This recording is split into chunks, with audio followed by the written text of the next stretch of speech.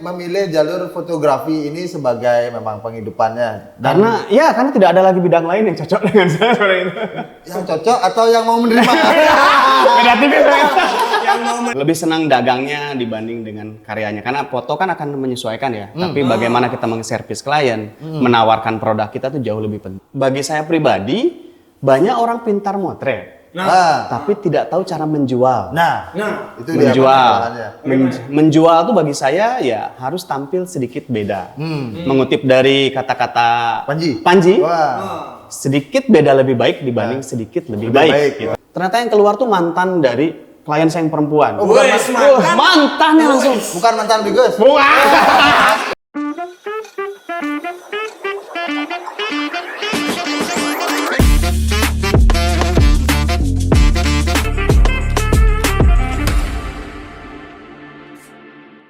Ngobrol santai bareng sahabat Ibdi. Ada saya Gede Baron. Saya ngomong. 5, 4, 3, 2, 1, action. Ngobrol santai bareng sahabat Ibdi. Saya Gede Baron. Saya ngomong. Saya Gus Wikanka. Oke. Kita trio kode. Oke, kembali lagi di ngobrol santai bareng sahabat Ibdi. Kali ini kita kedatangan bintang tamu kita adalah Gus Wikanka.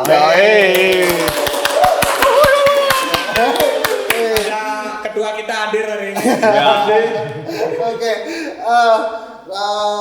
hari ini cukup luar biasa ya.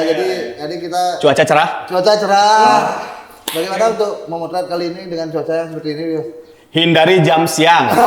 Masuk jam sore. Bahaya hujan. Properti itu mau ditaruh di sini.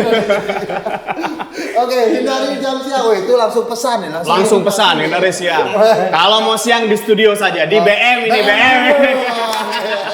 Thank you buat BM Studio kita support ini kan. Jadi ini luar biasa sekali dan Gus Wikanka ini dia salah satu senior kalau bisa dikatakan senior. Sudah lama ya. Senior sama tua itu beda tipis. Ya, muka boleh baby face sih, tapi penyakit ini. Asam urat yang bahaya kelihatan sekali Cilincir ya. Mau motret dari tahun 2003. 2003 ya, 2003. Zaman klise waktu itu di Jawa Barat di Bandung, bukan di Bandung. Lepasan fotografer Bandung berarti ini. Lepasan ke Bandung. Karena IPK saya buruk tidak diterima kerja dimanapun, jadi saya harus memilih jurusan yang tidak melihat IPK. Memilih pekerjaan. Iya. Oh benar pekerjaan. Ada pengalaman buruk berarti tentang kuliah dulu. Wah, terlalu nakal. Nakalnya dalam berarti nakalnya apa nih? Kenakalan remaja lah, masih wajar-wajar saja. Zaman-zaman waktu itu ya, masa lalu yang pahit tapi indah sih. Itu 2003 itu bekerja. Bekerja masuk salah satu toko foto besar di Bandung. Toko foto. Iya, namanya Jonas sih. Tadi kan dibilang 2,3 IP. Iya, IPK. Padahal waktu itu standarnya 2,7. Apa menyebab? Kan kayaknya nggak bodoh-bodoh banget. Ya, biasa wanita lah. Pasti nih bahas wanita nih. Terkenal dengan Bandung kan terkenal. Godaannya luar biasa itu. Inggrisnya ya bahaya ya. Kemana-mana dekat, dingin, adem.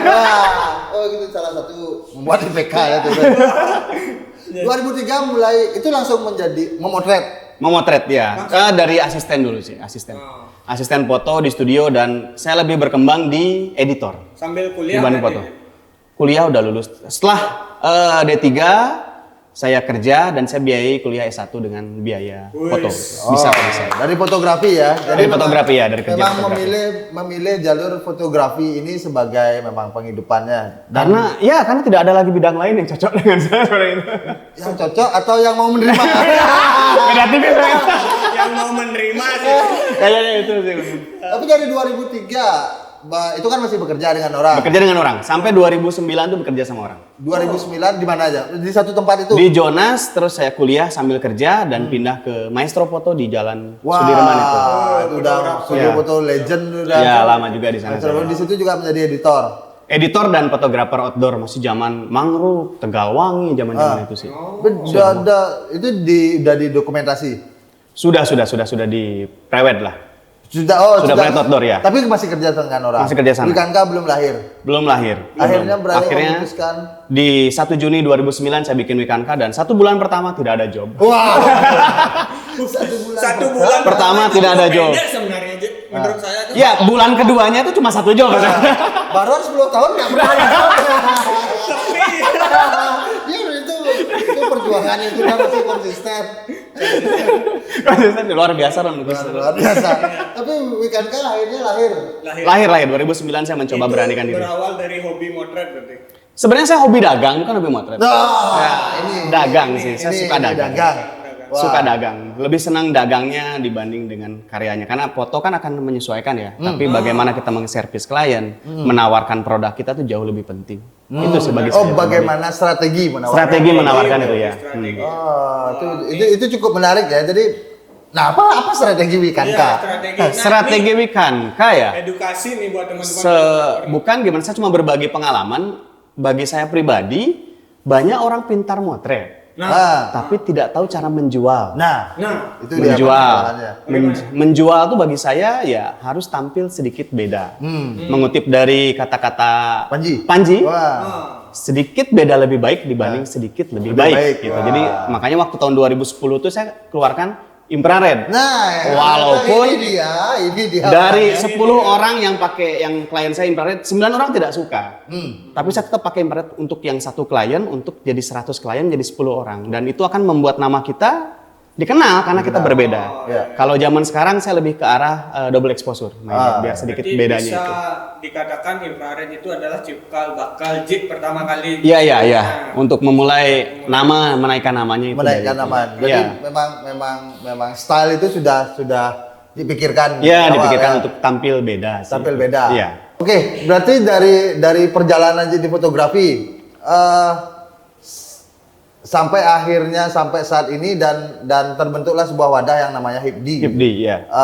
Apa perbedaan dari selama berjalan terus ketika sekarang menjadi ada di keanggotaan HIPDI Jika lah. tergabung di HIPDI juga kan. Perbedaan organisasi atau perbedaan Secara Setelah Jik bergabung lah. setelah bergabung. tuh apa dampak yang membuat Jik merasa berbeda gitu loh. di HIPDI? Ya. Di HIPDI. Bagi saya HIPDI itu ada wadah yang menaungi kita sebagai profesional fotografer. Itu perbedaan mendasarnya karena ada wadah hukumnya di HIPDI itu. Makanya ketika Pak Ketua mengajak saya join, saya tidak berpikir panjang, saya langsung join di sini. Itu yang paling penting nih bagi kita. Jadi Paling kita, penting. HIPDI itu menuju untuk menjadi wadah yang Wadah profesional yang lebih berbadan hukum. Artinya ketika ingin lebih lari ke arah profesional gitu. Iya. Mari kita bergabung Bergabung di HIPDI. dalam Ya, ini. ada menjabatani lah HIPDI. Ya, itu. ya. Benar. HIPDI ini menjadi jembatan dan wadah dan memang bahwa HIPDI juga tidak yakin bisa menjanjikan apa-apa Iya, di apa-apa sini, gitu, sebenarnya. ya, menjanjikan feedback, menjanjikan apa-apa gitu. Tapi setidaknya selama berjalan ada wadah lah. Ya. Setidaknya ada wadah lah. dan selama berjalan ini apa yang bisa dapat di HIPDI, maksudnya secara sharing kah, secara ngobrol kah, secara informasi-informasi? HIPDI banyak event ya, yang bagi saya melihatnya itu banyak untuk mengedukasi para fotografer baru atau calon klien atau ya bidang-bidang yang di lingkungan fotografi itu sendiri seperti wedding organizer, MUA. Jadi kita seperti ada suatu wadah yang kita bisa maju bareng-bareng sih itu sih. Ya. Itu. Kalau berbicara tentang hobi di luar fotografi lah. Nah, ada lain. Ada. Prinsip saya kan suka dagang. Saya sekarang dagang di pasar modal juga. Ini bahaya nih. Bahaya nih. IPK Apa itu? 2,2 tapi pintar berdagang. Kenapa saya memilih pasar modal nih sebenarnya? Karena kalau kita dagang apapun, nah pasti ada iri biasanya gitu loh. Sifat dasar manusia itu. Sedangkan di pasar modal tuh tidak bisa iri. Kenapa begitu? Kalau kita loss ya loss sendiri, untung ya untung sendiri kan. Tidak mungkin bisa orang, dia bisa jualan, ya silahkan ikut sendiri gitu kan. Jadi meminimalisir Amalia. Nah begitu sih. Pasar modal tuh modalnya nggak kelihatan dan kita bisa duduk di rumah dengan berdagang itu sih. Oke. Waktu luangnya juga bisa kapan saja kita bisa. Apakah ini goal setelah Wikanka ini bisa auto? Ya, dengan Autopilot. nggak sih autopilot karena umur semakin tua ya cari pekerjaan lain yang tidak lebih banyak tenaga. Merasa tersaingi nggak Wikanka di era sekarang itu? Merasa tersaingi tidak, cuma saya kalah langkah di TikTok sebenarnya. Oh. Ya, ketika era Instagram mulai turun, saya tidak melihat bahwa TikTok akan berkembang secepat ini, gitu sih. Dan awalnya saya tahu TikTok bakal cepat, saya kan terima anak-anak PKL nih, anak-anak PKL tuh, BG lah. ya, Energi baru lah, energi energi baru. Ketika break moto, kita buka Instagram, mereka buka TikTok. Jadi yang saya lihat 5-10 tahun ke depan atau masa depan tuh kayaknya anak-anak yang sekarang tuh melihatnya sampel tuh dari TikTok, bukan dari Instagram. Walaupun tidak meninggalkan sepenuhnya Instagram ya. Tapi ini TikTok bisa merajai gitu saya takutnya. Jadi tidak ada salahnya kita bikin Instagram juga bikin TikTok juga konten. Tapi gitu loh. di TikTok bayar nggak? Tidak. Tidak bayar. Jadi Tidak bayar. apa yang bisa kita dapatkan ketika kita sharing di TikTok? Ketika sharing di TikTok sesuatu hal yang di luar fotografi atau di kejadian unik di fotografi, saya kasih link ke Instagram untuk dia melihat sampel-sampel foto di Instagram. Edukasinya ya, behind the scene-nya itu di TikTok lebih menjual ditonton. Mereka mampir ke Instagram saya. Oke, jadi TikTok dulu untuk TikTok dulu untuk lihat konten, ya jembatannya baru pindah ke Instagram. Tetap galeri utama di Instagram karena foto. Tapi untuk konten saya jual di TikTok. Oke. Berarti jago Jik melihat peluangnya. Karena jago jualan, bro. Orang dagang itu jago jualan. IPK 2,5. Itu buruk tuh. DE. Kuliahnya di mana dulu, Jik? Di Bandung. Aduh, kurang terkenal kampus. Malu saya bilang kampus. Jurusan? Informatika, buruk. Karena zaman waktu tahun 2000 itu ayah saya tuh bilang pokoknya harus komputer, programming gitu. Dan saya tidak bisa itu kuliah programming. Tapi kan program ini digunakan dong sekarang. Enggak ya? Enggak. Di pasar modal ini? Enggak, itu ekonomi pasar modal.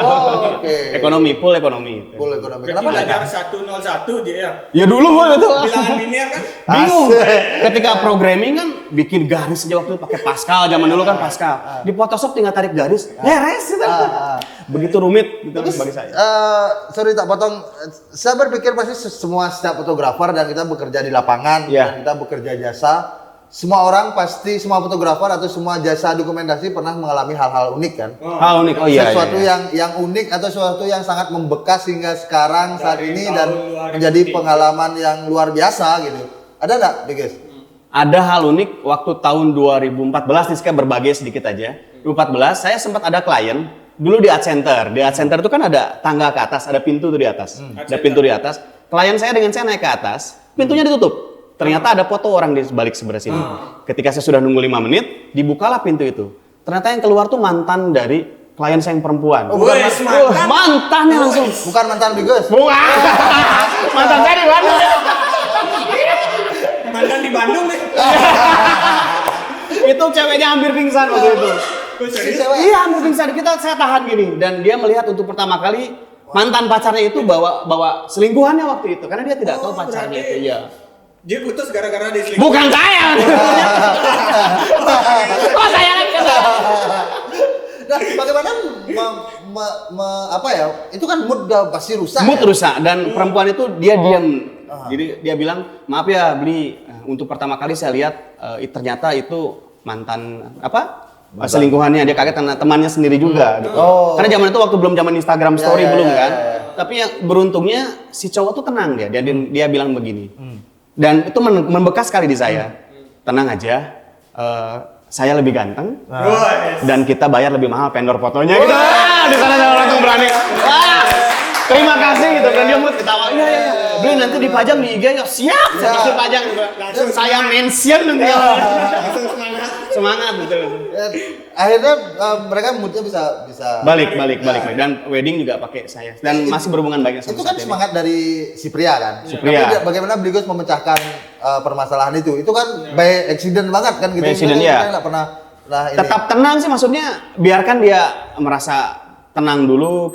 Saya waktu itu belikan teh juga untuk biar tenang karena kaget kita shock gitu loh. Ada kejadian unik waktu itu di Tamlingan kan suasana dingin nih. Ini klien maaf saja. Kebetulan mereka pacaran dari SMP. Jadi si cewek ini udah tahu sekali cowoknya dan ternyata cowoknya luar dalam ya dia. Iya. Pemakai gitu loh ternyata. Ya, jadi dia pemakai apa nih?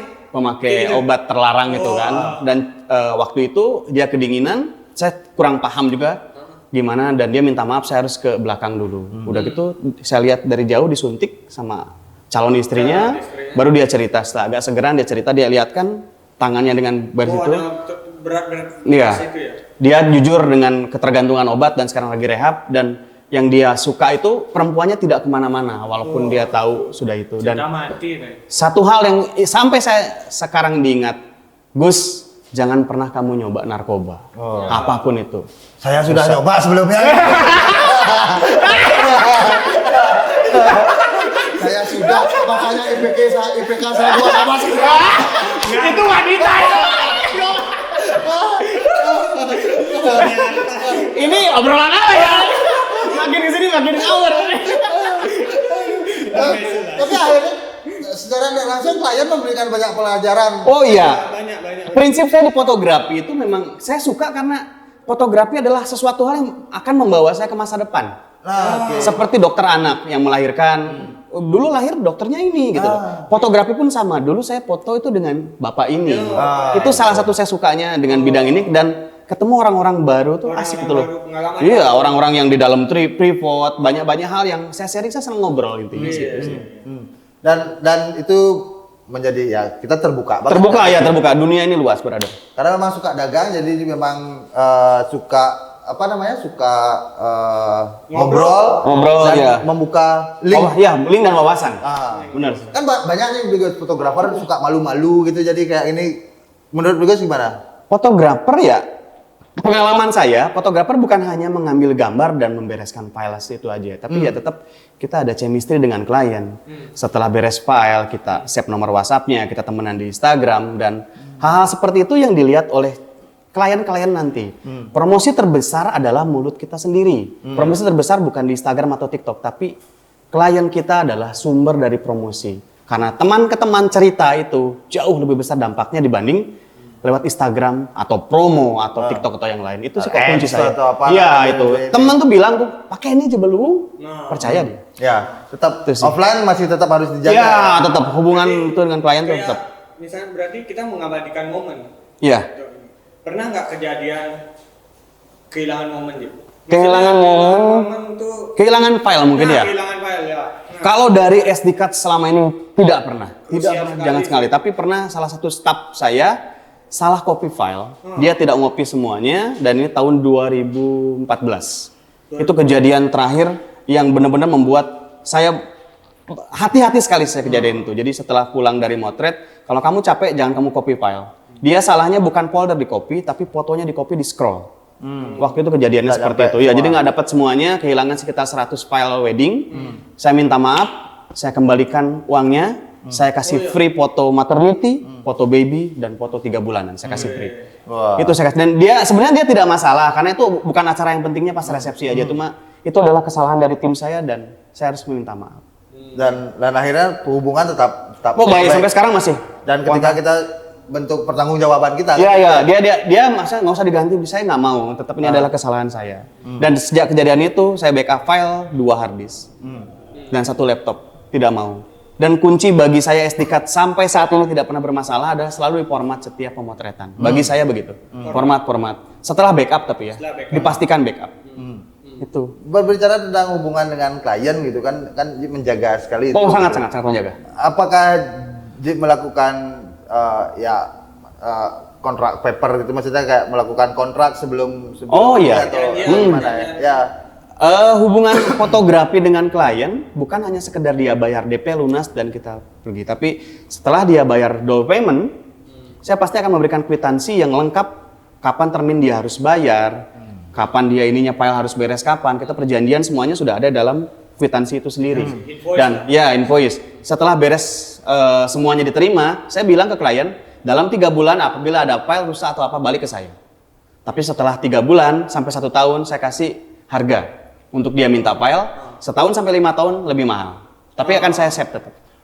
Jadi saya punya file dari 2009, saya masih punya file-file kliennya. Tapi ketika banyak sekali ada 42 tera. Tapi ketika dia minta file, saya minta bayar. Karena itu safety yang saya mengeluarkan, saya mengeluarkan uang untuk itu. Ya, ini sistem yang perlu ditiru nih. Iya. Maksudnya, Hard disknya itu. ini cukup keren di share bahwa tentang manajemen file ini. Oh, sangat manajemen Dan file sangat sebenarnya itu bisa dijual kembali kan? dijual. Ya, Ada beberapa klien yang mau bayar untuk hal seperti itu. Memang dagang memang. Dagang.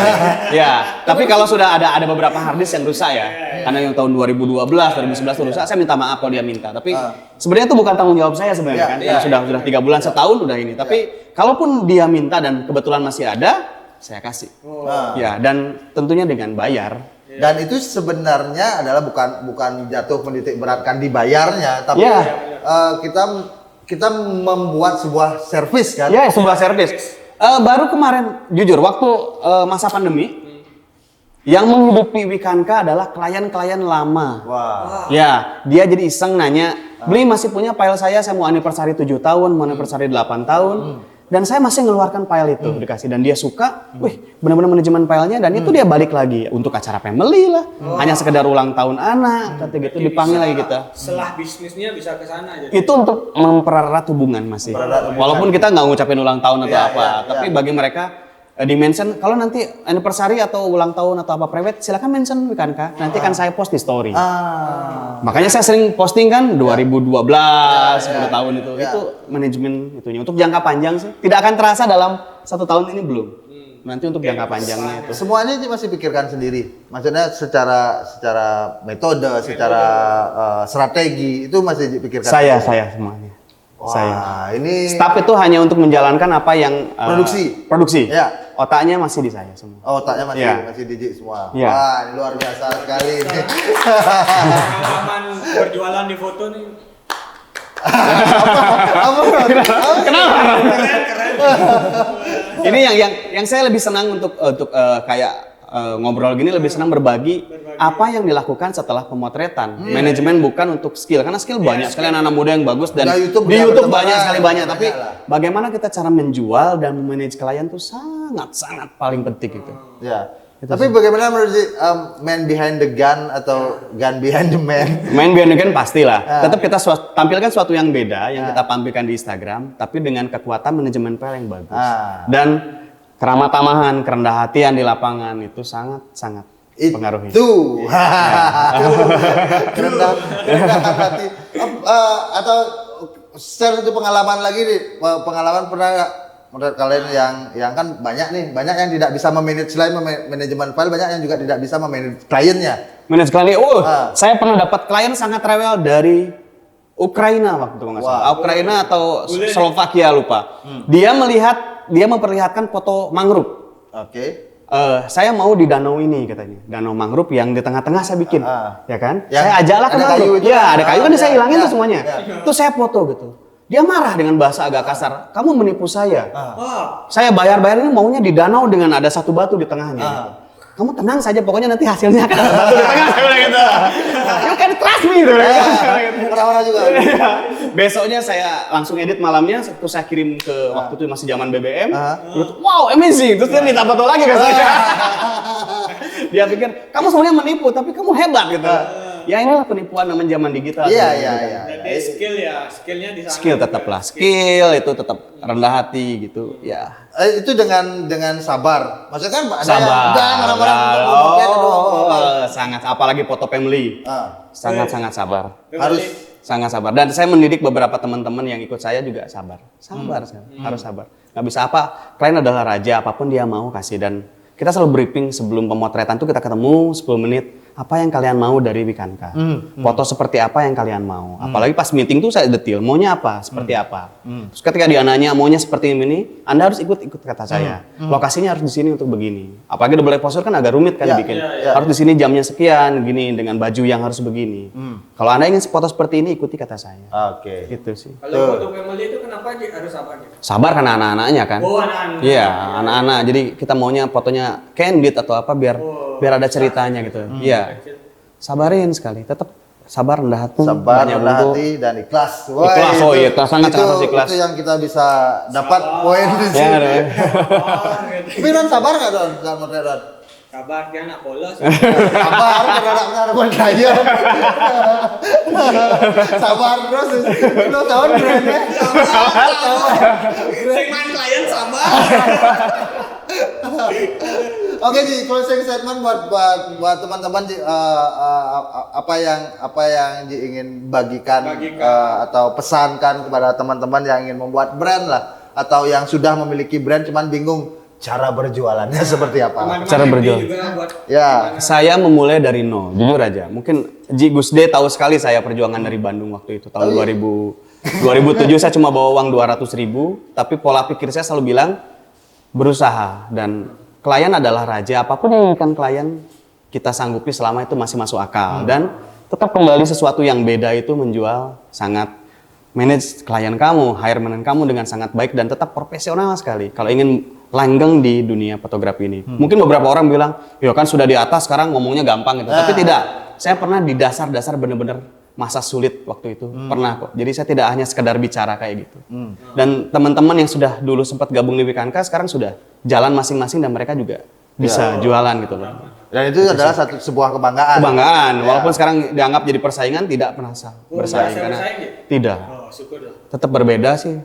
Karena sudah kunciannya sabar dan rendah hati. Rendah hati itu ya. kuncinya sih itu. Itu luar biasa. Beliau ini silakan luar biasa sih kan. Oke, itu obrolan yang luar biasa sekali, singkat, padat dan Nggak ngalor gitu tapi ya ngalor gitu. Enggak, yang penting pokoknya kita menemukan poinnya adalah IP itu tidak penting di dalam. Bapak lulus saya. Kuliah tidak penting ya. Tidak penting, tapi IP tidak penting. Oke teman-teman, terima kasih sudah menyaksikan ngobrol santai bareng sahabat Hipdi bersama Dugas Wikanka, dan kita akan kembali lagi. Jangan lupa saksikan podcast kita berikutnya. Siapa lagi bintang tamunya? Oke, untuk podcast kali ini kita cukupkan. Saya Agung Amar. Gede Baron. Dugas Wikanka. Sampai ketemu di podcast berikutnya.